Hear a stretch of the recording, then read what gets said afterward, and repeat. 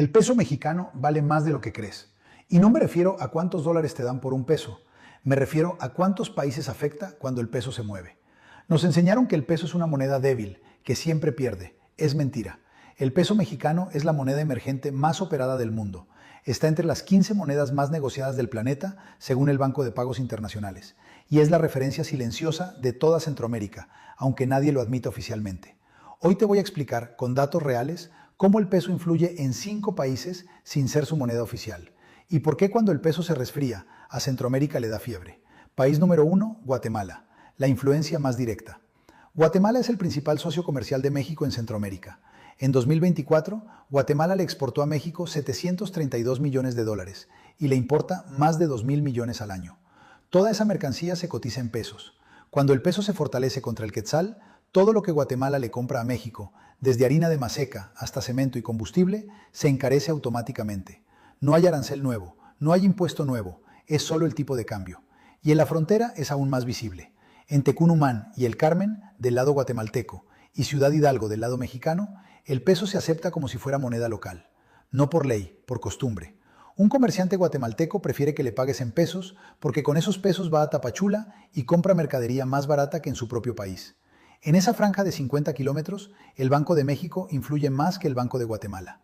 País número 2, Belice. La influencia por supervivencia. Belice es un país pequeño, sin ejército grande, con su dólar atado al dólar estadounidense. No produce casi nada, casi todo lo importa. ¿De dónde? De México. El norte de Belice vive del comercio con Chetumal. Cada fin de semana, miles de beliceños cruzan a comprar en Chedraui, en Walmart, en farmacias. Compran desde medicinas hasta refrigeradores. Y lo hacen con pesos. En Corozal y Orange Walk, la gente ahorra en pesos porque con esos pesos puede comprar en Mercado Libre México o en Amazon México.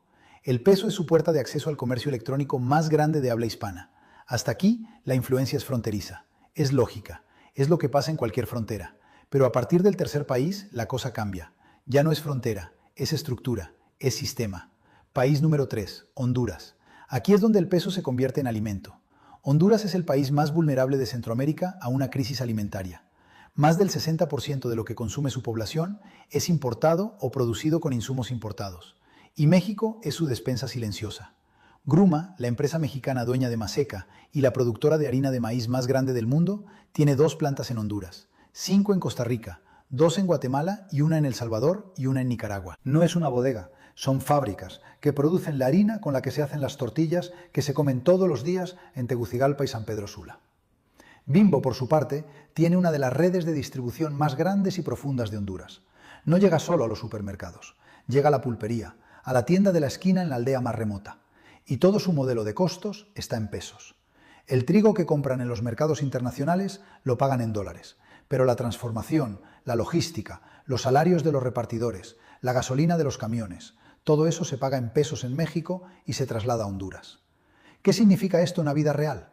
Que cuando el Banco de México decide subir su tasa de interés para controlar la inflación en México y el peso se fortalece, producir tortillas y pan en México se vuelve más caro. Y ese costo se exporta.